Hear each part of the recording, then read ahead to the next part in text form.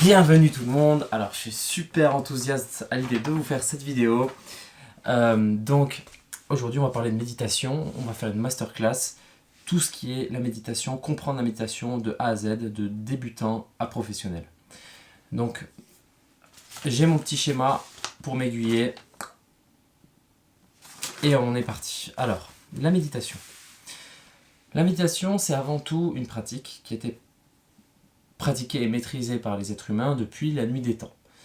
On l'attribue à des prophètes, à des gens importants, à des rois, à des empereurs comme Marc Aurèle. On attribue la méditation finalement à des personnes, des sages, des maîtres dans les montagnes, parfois des forgerons, des machins et tout, des maîtres d'œuvre. Toujours c'est lié à la maîtrise pour la simple et bonne raison que la méditation est un outil qui amène l'humain à un état d'être très clairement supérieur par rapport à ce qui était avant. C'est en fait une aide et au début ça peut paraître être simplement une béquille, mais on va se rendre compte à partir du niveau intermédiaire que c'est pas seulement une béquille, c'est que ça transforme le corps en profondeur. Donc la méditation c'est incroyable, c'est trop bien, c'est vraiment donné aux êtres humains comme un cadeau merveilleux. Et dans cette vidéo on va explorer comment ça fonctionne avec des études potentiellement, avec des pratiques et surtout la base. Pourquoi ça marche? Alors, dans la méditation, on commence tous en tant que débutants. Au niveau débutant, nous avons qu'une seule chose à faire. C'est la définition de la méditation et cette définition c'est observer ce qu'il se passe en nous. Ça veut dire l'observation de l'état d'être vivant. On médite lorsqu'on observe ce qu'il se passe à l'intérieur de nous et qu'on n'essaye pas forcément d'agir dessus. Au début, on n'essaye pas forcément d'agir dessus. Mais à partir du niveau intermédiaire, on va être capable de débloquer l'intention et l'attention dans la méditation, qui sont deux mots absolument critiques que l'on explore énormément dans le taoïsme. Alors, avant d'aller plus en profondeur sur le niveau débutant et le niveau intermédiaire, je dois faire une petite parenthèse historique pour vous dire que la méditation, elle est pratiquée partout, en tout temps. Les Chinois en parlent énormément, les Hindous en parlent énormément, les Arabes en parlent énormément, et les Européens ont transformé ça en prière, mais on voit quand même que dans les textes religieux comme non religieux, comme importants, comme de certains grands chercheurs comme Einstein et tout, que des pratiques du type méditation reviennent régulièrement. Donc en fait, la méditation est absolument partout, elle est très importante, et voilà. Donc chez les Indiens, aujourd'hui, les deux grandes voies de méditation qui ont été conservées dans l'histoire sont la voie chinoise et la voie indienne. Donc la voie indienne, on connaît avec les Kriya Yoga, Kundalini Yoga, tous ces yogas de la respiration majoritairement, voilà, avec ces respirations différentes. Donc par exemple, on va se boucher le nez d'un côté, on va se boucher le nez de l'autre. Ça, on y reviendra quand on arrivera au niveau intermédiaire. Parce qu'en fait, ça n'a strictement aucun sens au début de faire ces exercices. C'est con, hein. On vous les vend comme quelque chose de merveilleux, parce que ça peut avoir des effets. C'est sûr que si on fait une respiration holotropique qu'on apprend en thérapeutique transpersonnelle, par exemple, donc alors là, effectivement, on va avoir des effets. On va sentir beaucoup de chaleur, on va sentir des débuts d'hallucination, des vertiges mais agréables, pas des vertiges genre qu'est-ce que je fous là. On va sentir un peu haut, quoi, high, au sens un peu presque drogué. Et ça, on y reviendra quand on sera au niveau professionnel. Donc, parenthèse fermée, on ressort de l'histoire et on revient sur maintenant vous et moi. Comment ça peut vous aider dans vos vies de tous les jours? Alors c'est simple. La méditation étant l'observation de ce qui se passe en moi, cette observation va, par définition, me détacher de la manière urgente et du court-circuit, la manière urgente qu'a chacune de mes inspirations à devenir un acte. je vais définir ça. En gros, lorsque j'ai une pensée, la petite voix dans ma tête qui me dit attention, là j'ai oublié de fermer la porte et qu'il y a le froid qui rentre, cette pensée n'a pas vraiment le temps d'être procédée, elle a à peine eu le temps d'être entendue, qu'elle est immédiatement prise par le système limbique et qu'elle est immédiatement amenée au reste du corps pour préparer mon corps à aller fermer la porte. Donc, ça veut dire quoi? Ça veut dire qu'on est en court-circuit. On ne maîtrise pas l'influx nerveux et son voyage finalement. On ne maîtrise rien. Cette observation, qui est la méditation, permet de voir exactement où sont encore tous nos courts-circuits.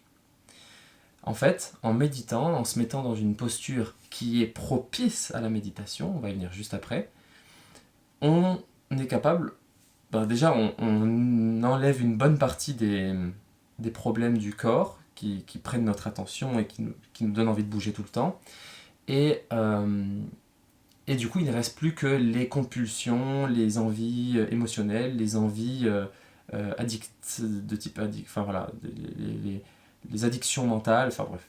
On ne voit, il n'a plus que ça à voir. Et ben c'est ça qu'on va justement voir et observer et que l'on va laisser passer. C'est important.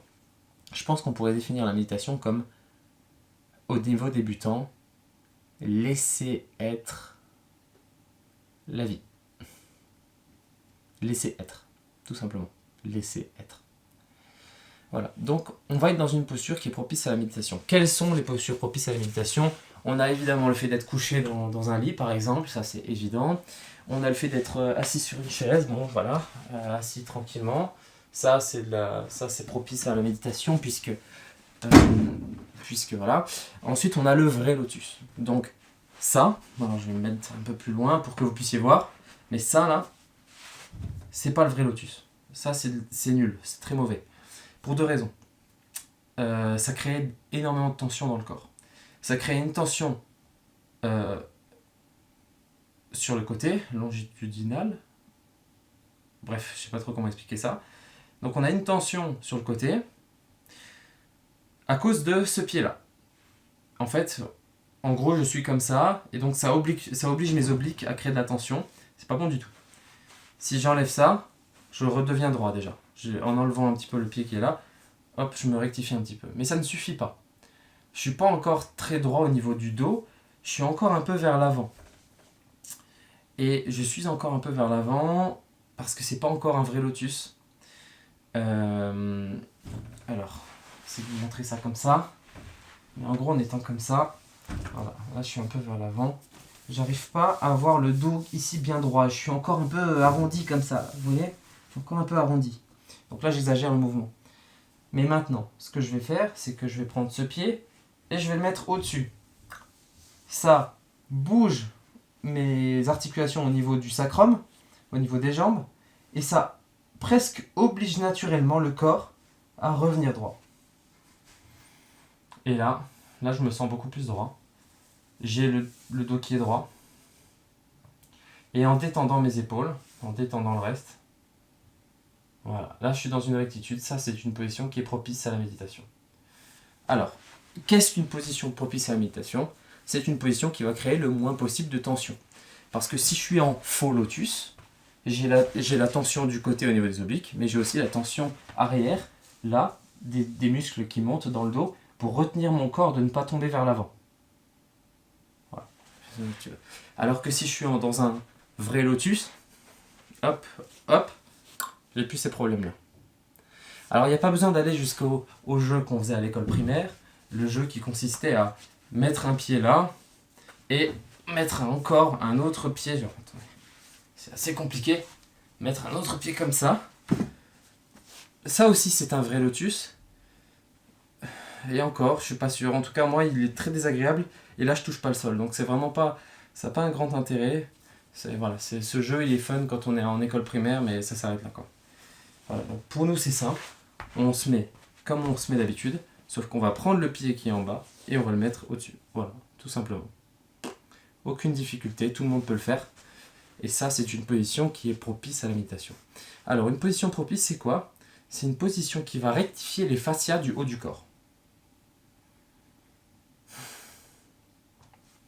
Donc les fascias, c'est les tissus conjonctifs. C'est là où va circuler l'énergie ailleurs et en même temps aussi. Enfin, donc il y a l'énergie circule dans quoi? Elle circule dans le sang, circule dans le système nerveux évidemment puisque c'est l'énergie électrique, mais aussi dans les tissus conjonctifs. Et les fascias, sont ces tissus conjonctifs qui sont garants d'une certaine tension, et cette tension fait circuler une énergie. Dans la tension des tendons, des ligaments et d'autres tissus, on a une énergie qui circule.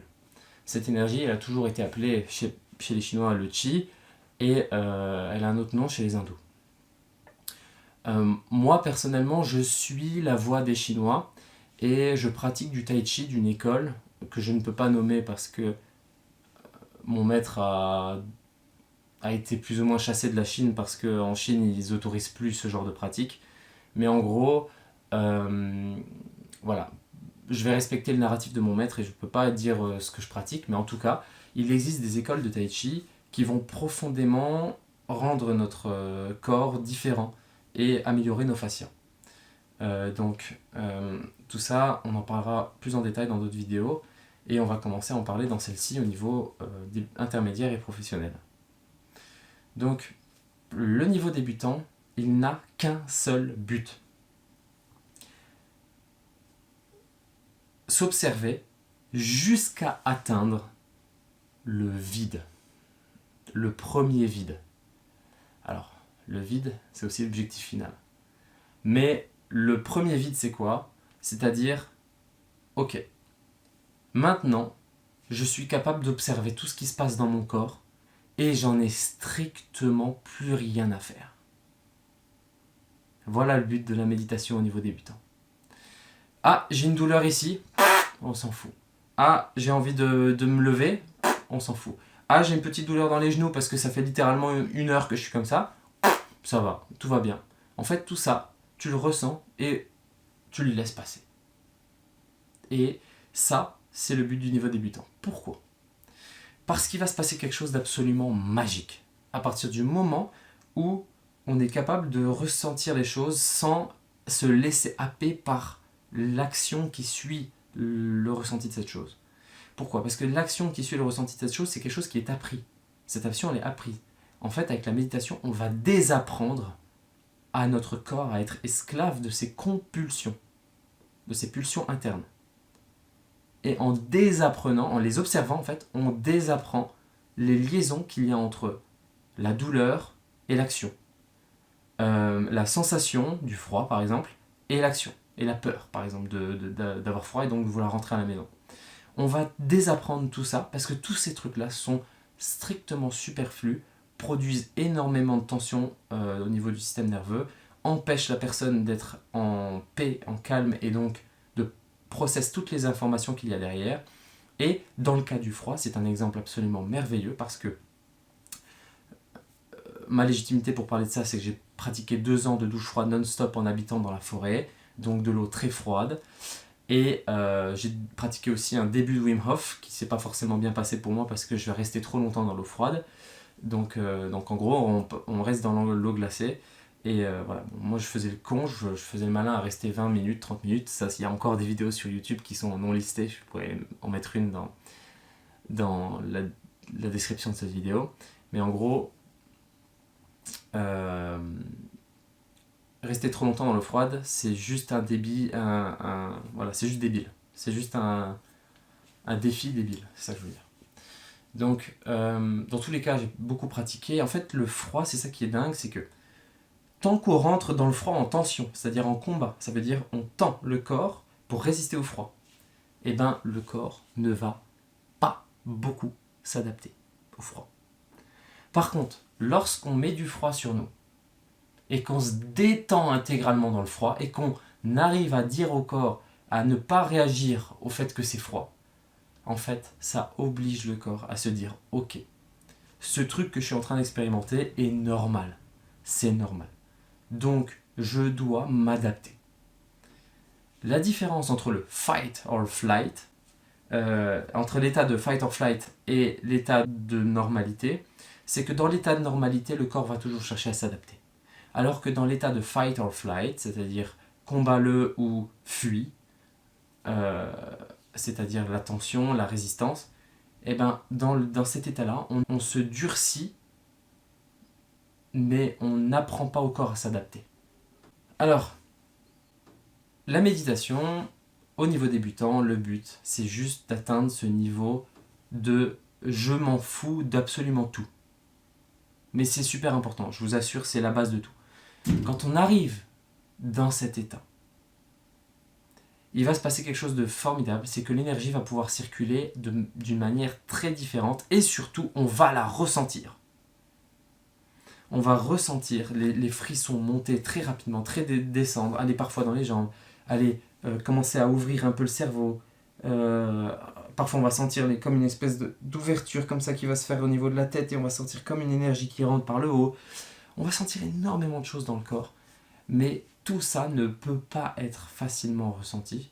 Ça peut, mais pas facilement. Si on est encore dans un état de fight or flight et de réaction face au monde. C'est-à-dire on réagit aux compulsions. Donc, voilà votre seul objectif en tant que débutant. Maintenant, au niveau des études. C'est assez intéressant parce que la méditation est un des sujets les plus étudiés en ce moment et on voit que un méditant a la capacité d'éveiller beaucoup plus de zones de son cerveau. Ça, c'est une étude menée sur beaucoup de monde avec les électrodes sur le cerveau. Donc en gros, il est capable d'activer son cerveau presque comme un état de maladie, donc comme par exemple un état de folie, de démence, où ça va s'illuminer dans tous les sens, sauf que le mec est parfaitement calme et tout à fait en maîtrise. Son cerveau travaille à fond, mais lui, il est tout à fait en maîtrise. On va voir aussi, ça c'est une autre étude, que les méditants sont capables de descendre dans l'échelle d'onde du cerveau, et donc de rentrer en sommeil profond tout en étant éveillé. Et oui, on a les ondes, donc les ondes les plus basses qui sont bêta, alpha, alpha, bêta et theta peut-être, je crois. Et on a deux autres ondes qui sont les états où on est réveillé finalement. Et en fait, dans ces trois états d'ondes les plus basses, on est en sommeil profond et on apprend plus facilement et en fait on se répare finalement. On se guérit. Le cerveau se nettoie. Il a besoin d'être dans ces états d'onde-là pour pouvoir nettoyer des choses qu'il a accumulées au fur et à mesure de la journée où il était dans des états d'onde plus élevés. Autre chose qui permet aussi de descendre au niveau des ondes cérébrales, c'est le contact avec la Terre. Parce qu'en fait, on va se décharger de l'énergie. En fait, la Terre, c'est une masse.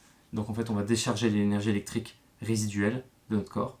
Et ça aide énormément à baisser aussi au niveau des ondes. Finalement, on va se connecter un peu avec les ondes de la Terre, puisque la Terre est une grosse masse.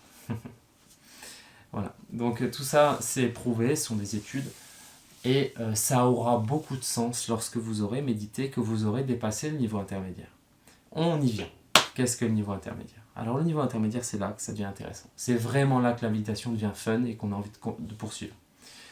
Au niveau intermédiaire, on commence à ressentir deux choses. On commence à ressentir l'influence de choses extérieures qui viennent nous rendre parfois extatiques, sans qu'on sache pourquoi. La conscience a été tellement détachée des compulsions du corps que, waouh, en fait, mon corps, c'est une chose, mais en fait, je peux expérimenter la joie ailleurs et autrement et par d'autres raisons. Ce qui veut dire que toutes les logiques de société ayant pour but d'asservir l'être humain à être un idiot docile, bête de travail, bête de somme, tout ça commence à ne plus avoir aucun sens parce qu'à ce moment-là, on est capable de trouver la joie en dehors même du corps, en fait. On est capable de trouver une forme de joie, parfois même d'extase, en dehors du corps. Et quand je dis en dehors du corps, c'est parce que il y a une grosse misconception, là on va rentrer dans un dialogue un peu plus religieux, mais l'âme n'est pas à l'intérieur du corps, elle est autour. Donc lorsqu'on détend, lorsqu'on prend du recul au niveau de la conscience, en fait, on prend un niveau de recul, un degré de recul au niveau de la conscience, et on se met au niveau de l'âme. Donc on a accès à plus de choses. Voilà, parenthèse fermée pour les croyants, les clairvoyants et les spirituels qui me regardent. Ensuite, dans ce niveau intermédiaire, la deuxième chose qu'on va ressentir, c'est l'énergie dans notre corps. On va tellement bien la ressentir qu'on va se rendre compte qu'en fait, en mettant notre conscience particulièrement sur le genou, l'énergie va s'y diriger. Ce que mon maître Grand Master Wolf disait, c'était Energy follows mind. Et c'est quelque chose qu'il dit énormément. Energy follows mind. Ça veut dire l'énergie suit l'esprit. Ça veut dire si tu mets ton esprit dans le genou, l'énergie va aller dans le genou. Et en fait, on va se dire, mais attends, c'est dingue cette histoire-là. Ça veut dire que là, maintenant, si je mets ma conscience sur la zone du cœur, ça va ouvrir le cœur. Alors on essaye, on fait une méditation de 15 minutes là-dessus, et au bout d'un moment, une espèce de joie extatique qui arrive de nulle part parce que le cœur est tellement ouvert que on est trop heureux d'un coup, une joie extatique, on a presque envie de chialer tellement que c'est beau. Et on se dit, mais ok, ouais, non, en fait, on peut avoir une action sur cette énergie. Ça prend du temps au début, mais on a une action. Donc, c'est-à-dire quoi ? On peut provoquer des choses à l'intérieur de notre corps. Donc on a vraiment ces deux choses. La conscience de l'énergie du corps et la conscience de ce qui dépasse le corps. Et on a en général de plus en plus conscience de faits psychologiques. Parce que pour avoir conscience de ce qui dépasse du corps, on doit être capable de sortir du corps. Et c'est là que ça devient intéressant. C'est que le niveau intermédiaire, c'est aussi un niveau qui prend beaucoup de temps. On peut arriver très vite du niveau débutant à intermédiaire, c'est-à-dire quelques mois. En 2-3 mois, si on est prêt, en 1 mois même si on est prêt, on arrive au niveau intermédiaire. Par contre, pour arriver de l'intermédiaire à professionnel, là, on parle plus en mois, on parle en années. Mais c'est absolument fascinant. Ça a beau durer des années, c'est absolument fascinant parce que ce qu'on va voir, c'est qu'on va voir littéralement notre corps s'ouvrir, on va voir nos blessures se guérir. Pourquoi ? Ça, c'est prouvé, mais c'est certainement prouvé par la science, il faudrait que je trouve des études là-dessus. Mais c'est aussi, en gros, c'est ce qu'on appelle la psychosomatologie. Un fait psychologique, qu'il soit traumatique ou mineur, mais quand même ancré, va provoquer des tensions dans notre corps, à des endroits particuliers. Ça a été parfaitement mappé par la médecine chinoise. Si on a des problèmes de colère, effectivement, on va avoir des tensions dans l'organe du foie et à certains autres endroits du corps. Par exemple, si c'est une colère où j'en ai marre de certaines personnes qui m'embêtent, eh ben, on va avoir peut-être potentiellement des tensions dans le bas du dos qui vont provoquer une forme de douleur dans le bas du dos. Au niveau des vertèbres, 4, 5, 6. Et 3. 3, 4, 5, 6. Et en fait, le corps est littéralement une carte des sensations. Donc, si une carte de notre corps et il nous parle finalement. On a les gens qui ont très mal aux épaules, par exemple, ce sont des gens qui portent beaucoup de choses. Qui portent un état d'être, mais qui portent aussi une famille, mais qui portent aussi des sensations qui ne sont pas censés porter, mais parce qu'ils ne veulent pas voir l'origine de ces sensations, ils préfèrent les porter. Donc ça voilà. Parenthèse fermée, c'est pas le but de cette vidéo, mais en gros, dans ce niveau intermédiaire, on va voir, puisqu'on est capable de suivre l'énergie à l'intérieur de notre corps et de la ressentir, on va se rendre compte qu'à certains moments, d'un coup, lors d'une méditation, l'énergie va passer à un endroit où on avait l'impression qu'elle n'était jamais passée. Donc d'un coup, ça va ouvrir quelque chose dans le corps. On n'a pas forcément le mouvement que je viens de faire, mais à l'intérieur, on va sentir que l'énergie se met à circuler d'un coup à un endroit, et cette chose peut nous faire remonter un paquet d'émotions. Parce que ce qui vient de se passer à ce moment-là, c'est littéralement la guérison d'un trauma passé ou d'un truc passé qui vient de notre mental. Donc, notre mental prend des choses, il comprend des choses par rapport à sa survie, par rapport à son monde, et lorsqu'il y a des choses difficiles, lorsqu'il rencontre des épreuves, il a tendance à se contracter à l'endroit même de ces épreuves, et ça va provoquer des tensions dans le corps.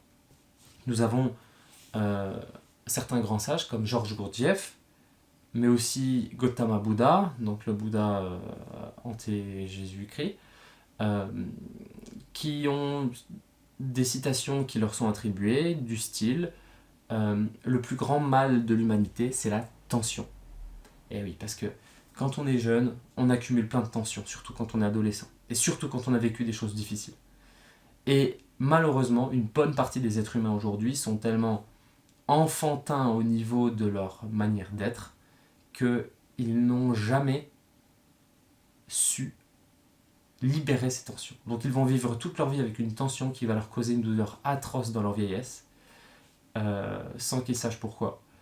Et ça, c'est vraiment triste. C'est vraiment triste. Et voilà, notre humanité est vraiment à un niveau enfantin de développement. Et cette chaîne YouTube, d'ailleurs, se destine clairement à discuter avec ceux qui vont plus loin, ceux qui acceptent de rentrer dans l'état adulte de l'être humain et potentiellement l'état super-humain. Alors je vous invite tout le long de cette vidéo déjà à mettre un like, parce que ça me rétribue beaucoup d'un point de vue de l'algorithme, et aussi surtout à noter vos questions dans les commentaires. À chaque fois que vous avez une question importante qui arrive, comment atteindre ci, comment on fait pour ressentir ça, etc., vous notez en bas, et à la fin de la vidéo, ou quand vous voulez, vous appuyez sur Entrée et vous envoyez vos questions. Comme ça, moi j'y répondrai dans les commentaires, mais aussi ça me donnera de l'élan que je vais potentiellement suivre pour faire des vidéos, pour répondre à ces questions, parce que certaines questions sont vraiment très intéressantes. Donc, on est au niveau intermédiaire, on se ressent sur le sujet. Au niveau intermédiaire, nous avons deux voies d'exploration. Une voie qui est la puissance.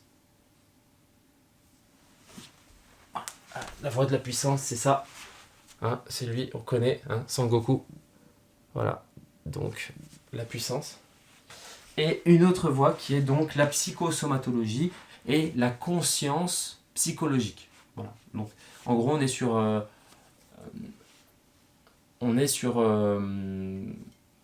mettre de la conscience sur les tensions dans le corps et donc la psychologie. Ce sont les grandes voies à explorer. Il n'y a que les deux là. Au niveau intermédiaire, on n'a que ça. Certains au niveau intermédiaire vont déjà commencer à toucher à des perceptions subtiles, des perceptions extrasensorielles, des choses comme ça, mais en fait, c'est pas important. Si vous avez ça dans votre expérience à vous, eh ben c'est juste une manière de vous amener à explorer la chose et de vous amener à méditer plus, c'est tout. C'est ce qu'on appelle permission slip. C'est votre permission, une motivation qui vous a été donnée de poursuivre cette voie. Et si vous l'avez, ben vous avez de la chance. Parce que clairement, la méditation ne va vous amener que du bon dans votre vie. Le niveau intermédiaire va durer des années. Il va durer des années parce que la puissance, faire grandir la puissance du corps, ça prend du temps et ça prend de la régularité. Et comprendre les phénomènes psychologiques qui ont créé des tensions dans notre corps, pareil, ça va durer des années.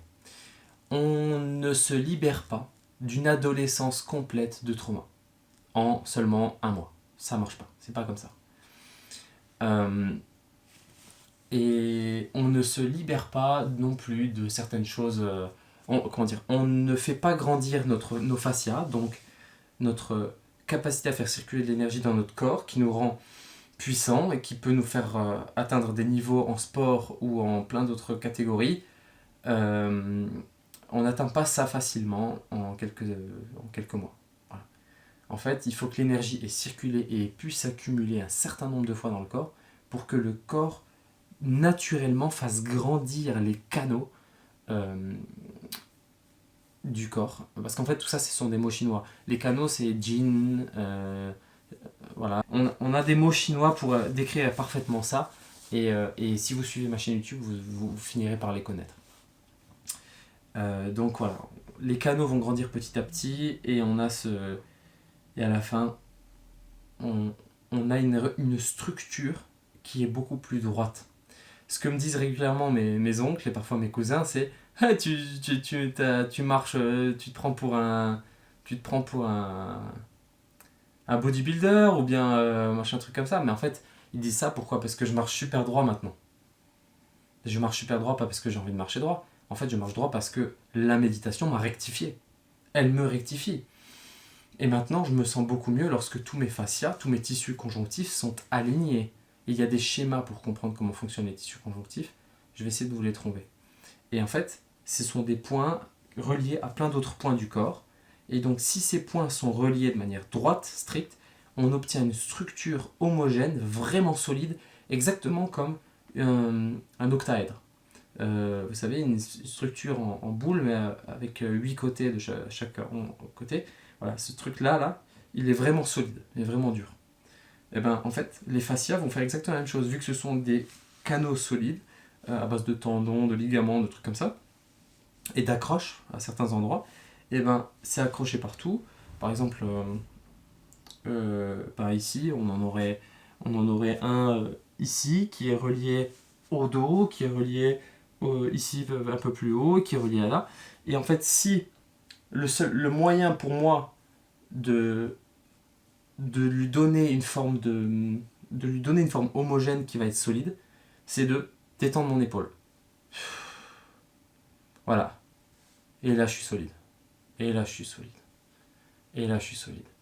C'est pour ça qu'un combattant, en fait, vous remarquez qu'il est comme ça, le combattant. Il détend ses épaules, il a toujours les épaules détendues. Parce qu'au moment où il va lancer un truc,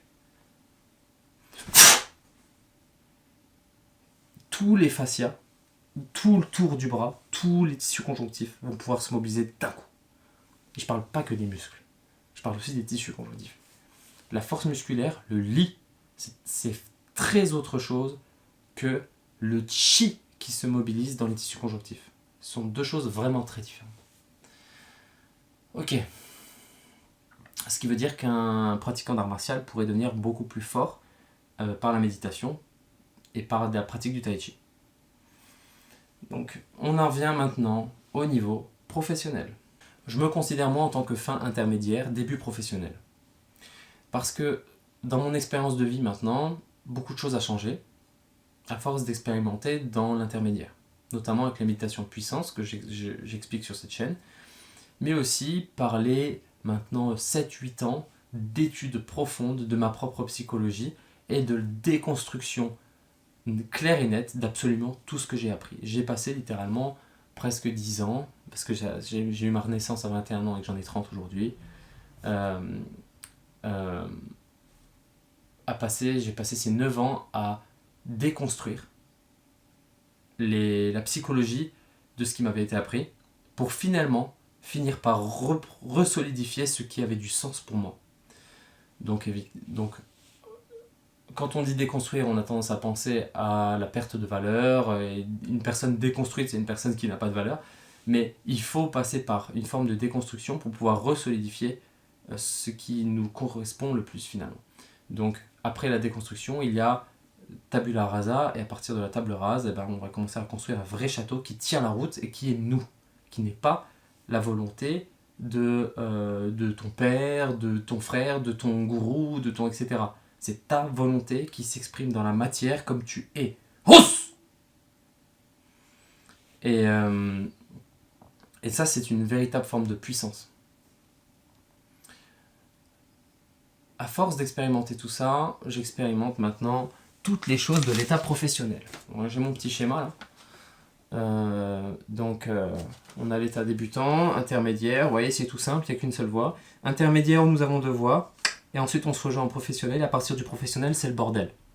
Il y a trop de choses à expérimenter à partir de là, c'est un truc de fou. En fait, il faut être vraiment solide pour commencer le professionnel, et on en vient au premier et au seul gros disclaimer de cette vidéo. Je vous ai dit que la méditation c'est tout bien, c'est tout beau, ça va reporter que du bonus dans votre vie, c'est vrai, c'est d'accord. Mais aujourd'hui, nous avons l'affront, nous avons le problème de ces formateurs. Formateurs en Kriya Yoga, formateurs en Kundalini Yoga. Ces gens-là sont profondément dangereux. Je vais vous dire pourquoi. Parce que la Kundalini, Kund, ça veut dire la grotte, et Lini, ou Alini, c'est l'énergie, je crois. L'énergie dans la grotte, finalement, quelque chose comme ça. Et en fait, l'énergie dans la grotte, c'est l'énergie qui est retenue au plus profond de notre dantian. Et cette énergie-là est potentiellement reliée à l'énergie qui est retenue au plus profond de la Terre. Et donc de l'infiniment grand, mais aussi de l'infiniment petit. En fait, c'est l'énergie de la grotte. Elle peut se relier à aux autres énergies de la grotte. Le problème, c'est que la Kundalini et le Kundalini Yoga a le potentiel pour ouvrir des canaux du corps trop fort, aléatoirement, et a le potentiel pour vous cramer de l'intérieur. Ça veut dire qu'une personne qui est un peu déséquilibrée, mais qui ne s'en rend pas compte parce qu'elle est comme ça, on voit souvent des personnes qui ont une manière d'être, une personnalité très bizarre, très marrante, mais en fait c'est aussi la preuve d'une forme de déséquilibre. Ces personnes-là, en faisant du Kundalini Yoga, un jour risqueraient d'ouvrir la grotte. En ouvrant la grotte, ce qui se passe, c'est décharge d'énergie de salaud dans tout le corps. L'énergie circule, elle crame des canaux, elle crame des endroits, elle ouvre des endroits qui ne sont pas censés être ouverts maintenant, surtout pas, et elle en ferme d'autres parce qu'elle les crame tellement que ça va les fermer. Résultat, à la suite d'une Kundalini, une personne qui n'est pas prête risquerait fort d'atteindre la démence et de ruiner le restant de ses jours. On peut ruiner une vie entière sur un Kundalini Yoga qui aurait fonctionné. Donc heureusement que ces formateurs en Kundalini Yoga sont des vrais gros débutants qui n'ont même pas atteint l'intermédiaire. Et heureusement que leurs conseils sont si nuls et que leurs élèves sont si bas en termes de méditation. Ça veut dire qu'ils sont intégralement esclaves de leurs compulsions. Vous vous souvenez de l'état débutant, hein, ce qu'on doit entraîner en état débutant, pour qu'aucun des élèves et que le maître en question n'arrive à toucher réellement ce qu'est la Kundalini. Heureusement, parce que je peux vous assurer qu'en sortant de classe de Kundalini, on aurait des fous, on aurait des zombies, on aurait des gens comme ça. Parce que c'est pas bon, c'est pas à ce moment-là qu'on doit expérimenter l'énergie de la grotte, la Kundalini. Donc, à partir du niveau professionnel, on a accès à des choses. La première chose, c'est qu'on a tellement entraîné le song, qui est le relâchement. Attention, le song n'est pas la relaxation. Le song est le relâchement. C'est deux choses différentes. On peut traduire song par relâchement ou ouverture. Mais on ne peut surtout pas traduire song par relaxation. Parce qu'il y a une manière de... Le song est très actif dans sa manière d'être. Alors que la relaxation, c'est quoi? C'est quand tu es dans ton lit pour dormir. Là, tu t'es relaxé. Parce que tu es relâché et passif. Par contre, quand tu es en song, tu es ouvert, mais actif. Activement ouvert. Et donc en song, tu peux faire ce qu'on appelle le song gong. Ça veut dire cultiver l'ouverture de plus en plus. Et quand tu cultives ton ouverture de plus en plus, ce qui se passe, c'est que tu as une quantité d'énergie absolument folle qui va rentrer par là.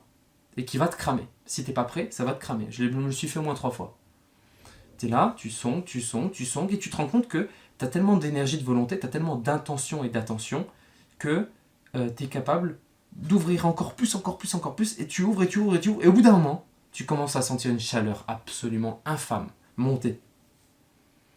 En fait, c'est que pour continuer à ouvrir, tu as besoin de plus d'énergie corporelle dans tes fascias. Tu as besoin de plus d'énergie dans tes corps. Ton corps, tes corps. Et n'ayant pas assez d'énergie dans ton corps, tu es obligé de la recruter de l'extérieur. Donc ça rentre par là, ça rentre par là. Mais le problème, c'est qu'au bout d'un certain moment, ton corps n'est pas prêt. Il n'a jamais reçu autant d'énergie.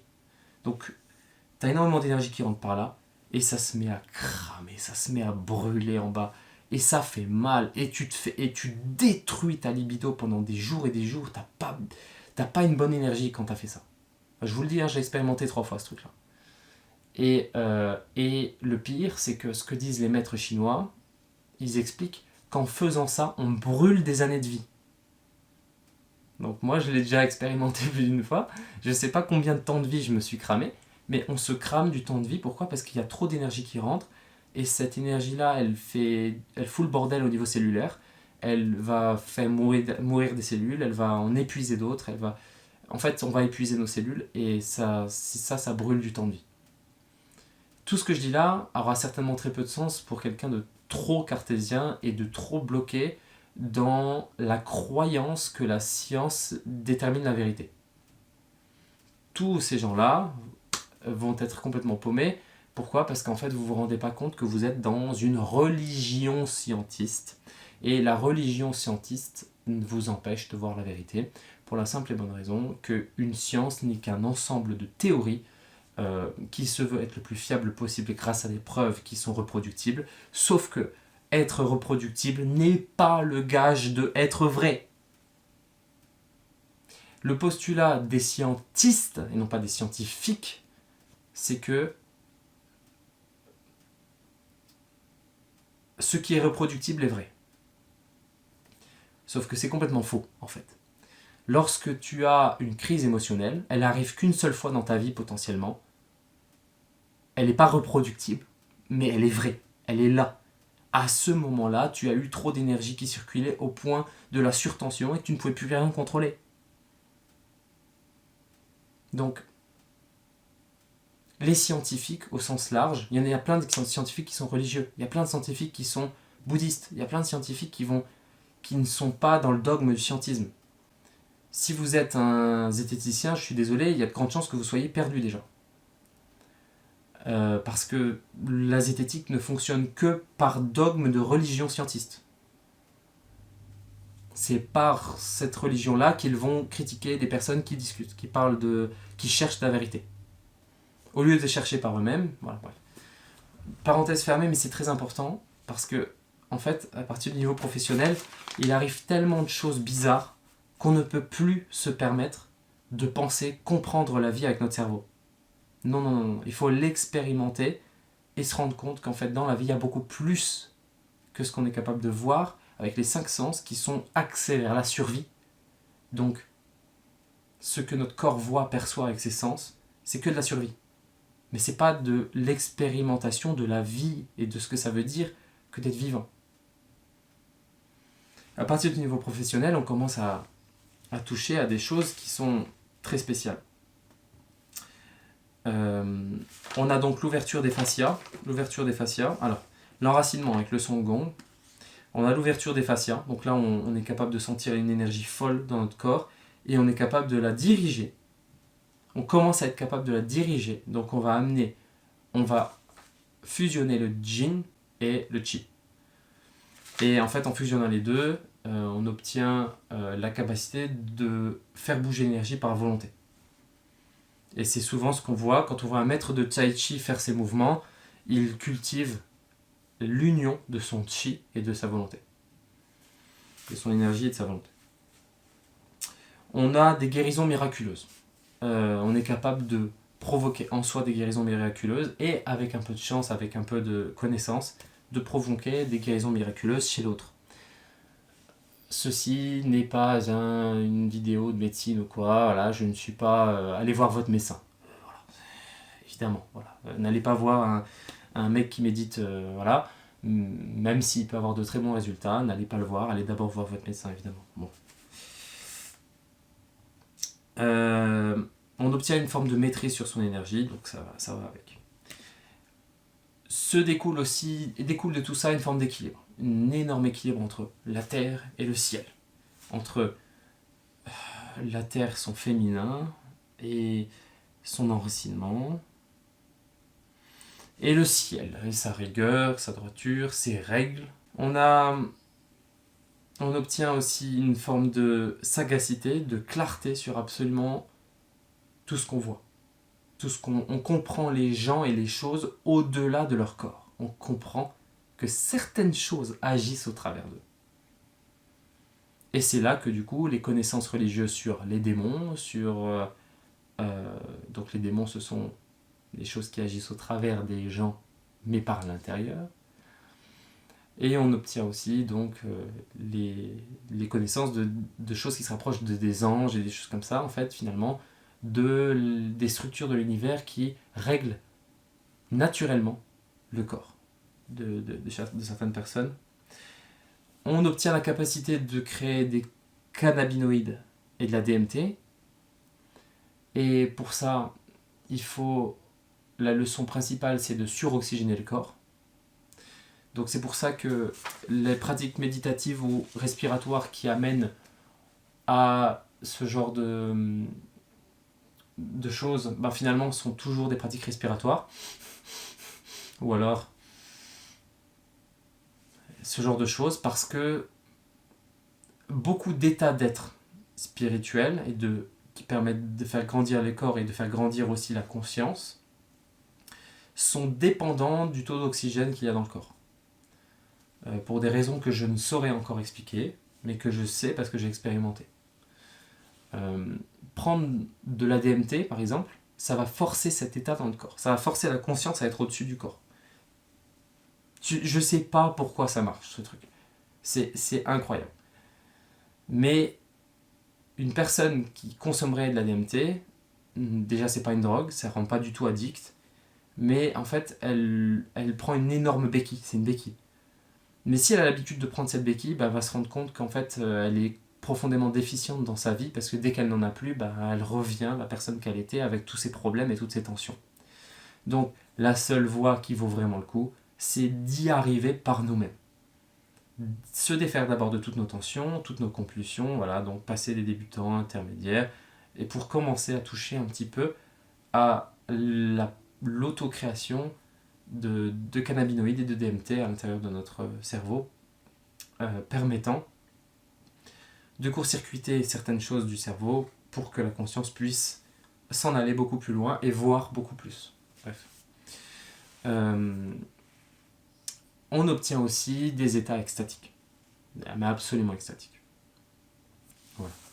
Donc avant de parler de l'état superhumain, qui est la phase finale, et où j'en suis très très loin personnellement, eh bien, nous allons parler des prérequis.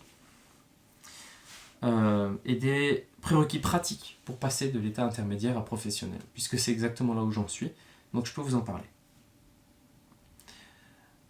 En pratique, on a la méditation, qui est notre pratique principale, mais on a aussi la compréhension des différentes choses qui composent notre corps.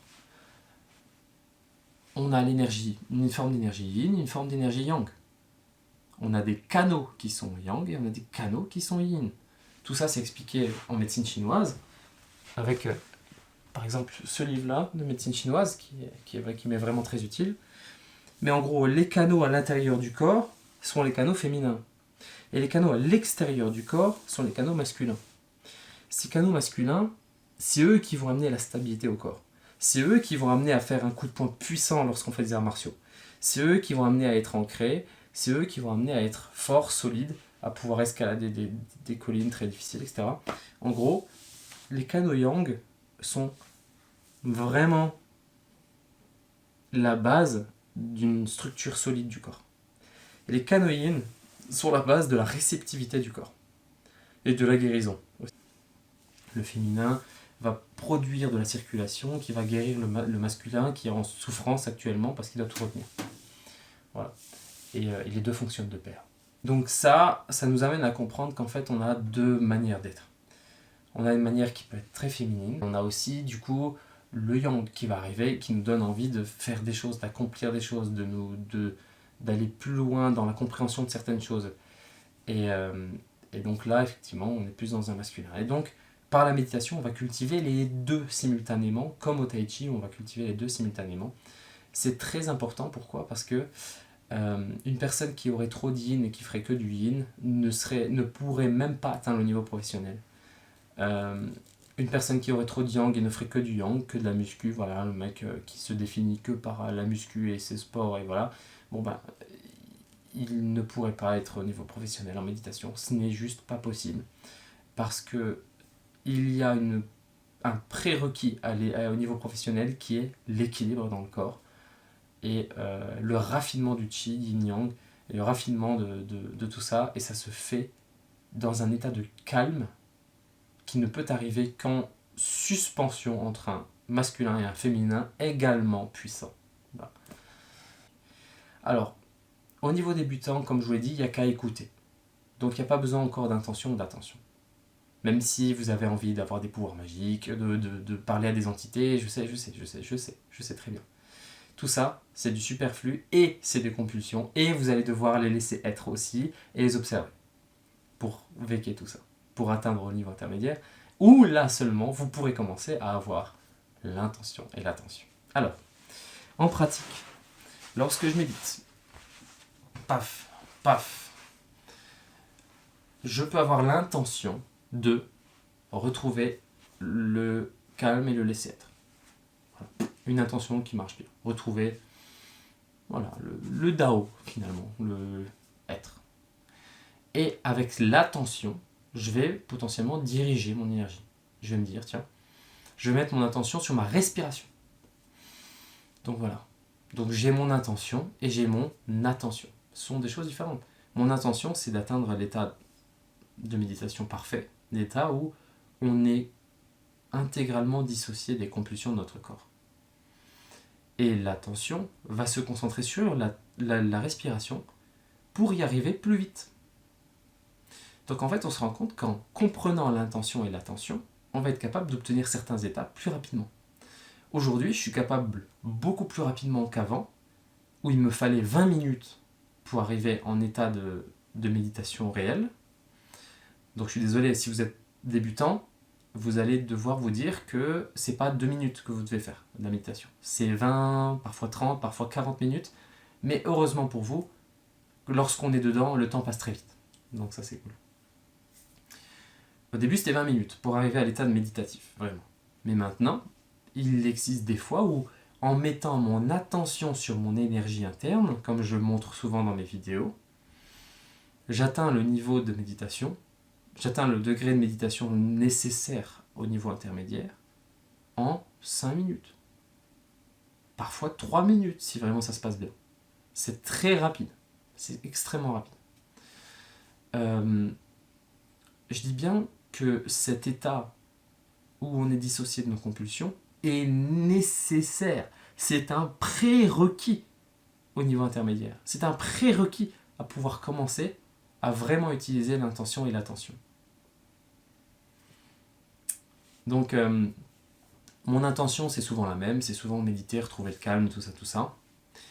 Mais mon attention, je la mets souvent soit sur mon énergie interne, soit sur ma respiration, soit sur l'odeur de la nature, parce que je fais souvent ça dans la nature. Voilà. Quand je suis dans le froid, mon intention, c'est être en paix dans le froid. Et mon attention, je la mets sur la respiration, par exemple. Et tout ça, ça va super vite. Après, ma douche froide, tu l'as.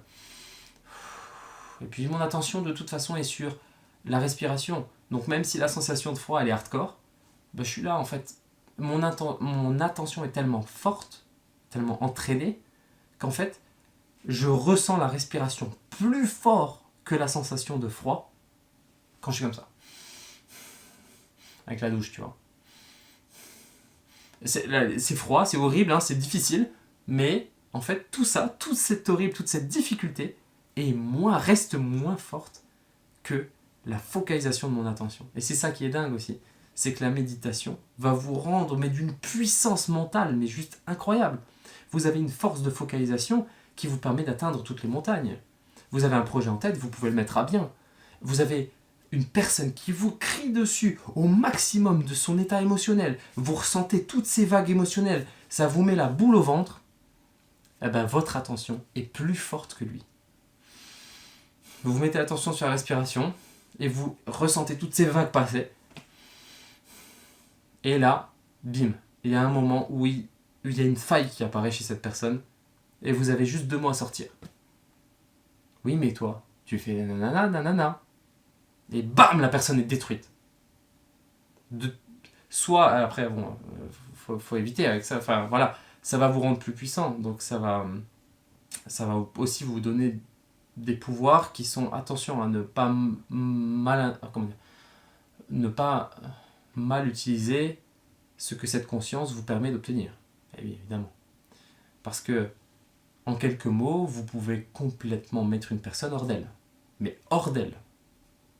Vous pouvez ouvrir des portes chez elle qu'elle n'aurait jamais pu penser avoir ouvrir avant de vous connaître. Vous pouvez rendre des gens fous. Mais ça c'est vraiment, c'est lorsqu'on a tellement entraîné cette puissance interne, cette intention et cette attention, qu'en fait, vraiment, elle nous transforme en une espèce de Robocop intellectuel où on n'a plus peur de rien en fait. On prend des balles dans tous les sens, mais ces balles nous font moins mal que l'ordre à l'intérieur de Robocop qui est de lever son bras pour trouver la personne et pour la shooter. Donc ça nous rend vraiment fort dans la vie de tous les jours. Homme comme femme, c'est super utile. Voilà. Donc l'intention et l'attention et la compréhension de notre féminin et de notre masculin intérieur, yin-yang, sont les deux prérequis qui me semblent minimum pour atteindre un peu le niveau professionnel. Et je dirais aussi la compréhension des différentes choses de plus en plus subtiles, des différentes strates de plus en plus subtiles, mais c'est trop perché pour que j'en parle dans cette vidéo, parce qu'en fait, disons qu'il y a, en gros, c'est simple, on peut le faire très simple, il y a différentes énergies. L'énergie la plus grasse, c'est musculaire, et puis ensuite il y a d'autres étapes d'énergie qui sont liées à plus ou moins de la fréquence, je pense, où on va ressentir des choses. Merde, comment expliquer ça?